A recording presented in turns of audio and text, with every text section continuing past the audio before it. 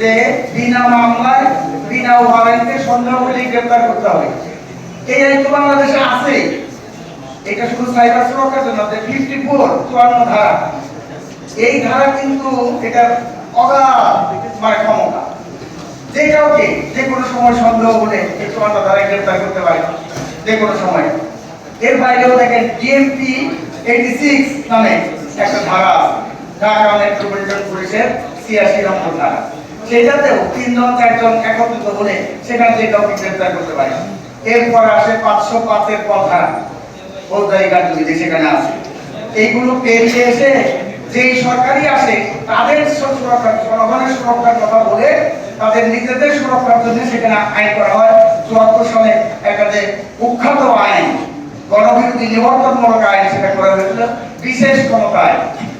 বছরের বছর এখানে যারা নেতৃবৃন্দ আছেন তারা, আমি সহ, তারা সেখানে এই বিশেষ ক্ষমতা আইনে কারাভোগ করেছে। এর কোনো মামলা নাই, সেটা বিচার হয় নাই, বিনা বিচারে বছরের পর বছর সেখানে তাদেরকে আটক করে রাখা হয়েছিল এখানে। এবং সেই আইনটা এখনো পর্যন্ত কিন্তু বলবৎ আছে। মাত্র 2 জন থাকবে এর সরকারি কর্মকর্তা কর্মচারী, সেগুলোর বাইরে 2 জন প্রতিনিধি থাকবে, সেটাও সরকার নির্ধারণ করবে 2 জন প্রতিনিধি, অন্য কেউ নির্ধারণ করবে। চিন্তা করেন যে এই যে সাইবার, জাতীয় সাইবার সুরক্ষা কাউন্সিল, এটা কার স্বার্থ রক্ষা করবে? এটা কি জনগণের স্বার্থ রক্ষা করবে, নাকি সরকার শাসকদের যে লুণ্ঠন তার বিরুদ্ধে যাতে কেউ কণ্ঠ উচ্চারিত না করতে পারে সেগুলো দমন করার জন্য এই ধরনের যে কালো আইন, কুখ্যাত আইন, নিবর্তনমূলক আইন, সেগুলো ইয়ে করা হয়। অনুভূতিতে আঘাত আমার কাছে সেটা নাও হইতে পারে, আরেকজনের কাছে সেটা নাও হইতে পারে। তাহলে এইটা ডেফিনেশনটা কি কি কাজ করলে ধর্মীয় অনুভূতিতে আঘাত লাগবে? আর ধর্মীয় অনুভূতিটা এত যদি ঠুনকরি হয়, তাহলে এই অনুভূতি তো এই আইন কানুন দিয়ে সেটা রক্ষা করা যাবে না। ধর্ম বিশ্বাস মানুষের, ধর্মীয় অনুভূতি এত ঠুনকো বিষয় না। কিন্তু দেখেন, মানুষ ইতিহাস ভুলে যায়। আগায় যদি পানি ঢালেন তাহলে সেই কাজ বাড়বে। প্রধানমন্ত্রী বলেছেন যে আমাদের এই জাতির ইতিহাস আছে, ব্রিটিশ বিরোধী সংগ্রাম, পাকিস্তানি প্রায় ঔপনিবেশিক শাসন বিরোধী সংগ্রাম, আমাদের যে মুক্তিযুদ্ধ, সেটা আমাদের জাতির গৌরব। ঠিক আছে, আমাদের এই জাতি চেতনার ভিত্তি, আমাদের বাংলাদেশের ভিত্তি। সেই মুক্তিযুদ্ধকে বাদ দিয়ে সেখানে বিতর্কিত করে মুছে ফেলে অন্য কিছু এই 24-এর গণ অভ্যুত্থান দিয়ে যারা এটাকে প্রতিস্থাপন করতে চায়, তারা ভূতার সঙ্গে বাস করছে। বাস্তবে তারা 24-এর গণ অভ্যুত্থান দিয়ে মুক্তিযুদ্ধকে যারা বিতর্কিত করতে চায়, মুছে ফেলতে চায়, তারা বাস্তবে পাকিস্তানপন্থী। তারা পাকিস্তানের 71 সালে তারা পরাজিত হয়েছে, সেই পরাজয়ের যে হানি সেটা তারা মুছতে চায় 24-এর গণ অভ্যুত্থান দিয়ে। কিন্তু বাংলাদেশের জনগণ সেটা হতে দেবে না। শেখ হাসিনা, আওয়ামী লীগ সেই মুক্তিযুদ্ধকে, জনযুদ্ধকে তাদের নিজেদের ধর্মীয় যুদ্ধে পরিণত করেছিল। এবং মুক্তিযুদ্ধের মধ্য দিয়ে মানুষের আকাঙ্ক্ষার যে সংবিধান, বাংলাদেশের সংবিধান, সেটা অনেক অসম্পূর্ণতা আছে, সেটাকে সম্পূর্ণ করতে হবে।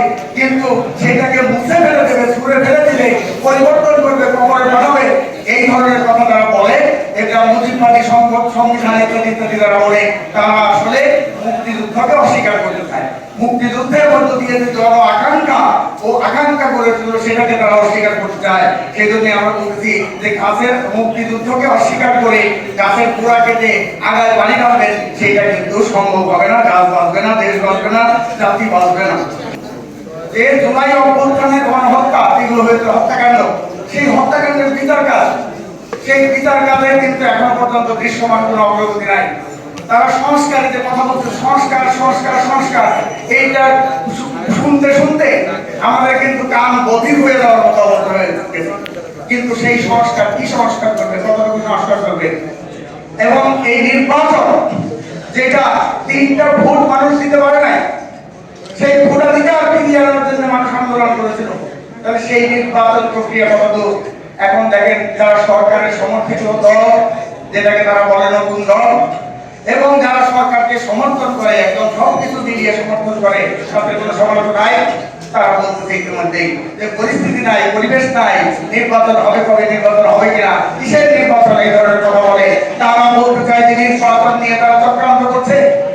আওয়ামী লীগ যেমন জনগণের ভোটাধিকার হরণ করে অনির্বাচিত অবৈধভাবে ক্ষমতা দখল করেছিল, এটার উদ্দেশ্য হলো নির্বাচন না দিয়ে অনির্বাচিত ভাবে এই ক্ষমতা আটকে থাকার জন্য ষড়যন্ত্র হচ্ছে কিনা সেটা জনগণকে ফেলে দিতে হবে। সেই ব্যাপারে জনগণ দেই এবং হুঁশিয়ার করে যাই।